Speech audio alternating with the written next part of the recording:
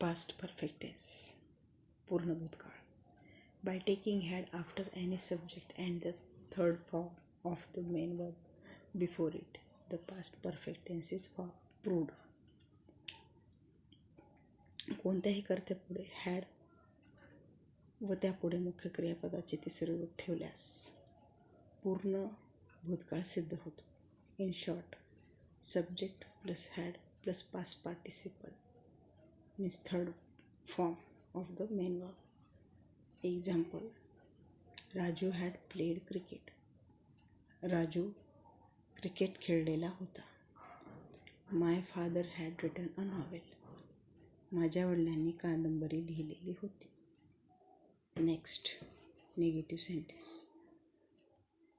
Past perfect tense म्हणजेच पूर्ण भूतकाळामध्ये निगेटिव्ह सेंटेन्स कसे तयार करतात ते पाहूया.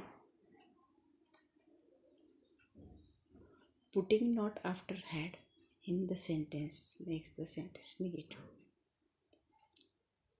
निगेटिव्ह सेंटेन्स करताना वाक्यामध्ये हॅडच्या पुढे नॉट ठेवल्याने निगेटिव्ह सेंटेन्स तयार होतात. जसं की like Raju had not played cricket. हॅडच्या पुढे नॉट ठेवलेला आहे, त्यामुळे Raju had not played cricket. Raju cricket खेळलेला नव्हता. Second, my father had not written a novel. माझ्या वडिलांनी कादंबरी लिहिलेली नव्हती. Next, yes no questions. Past perfect टेन्समध्ये येस नो क्वेश्चन्स कसे असतात किंवा कसे बनवतात हे पाहू. To make yes no questions, had should be placed at the beginning at the sentence. yes no questions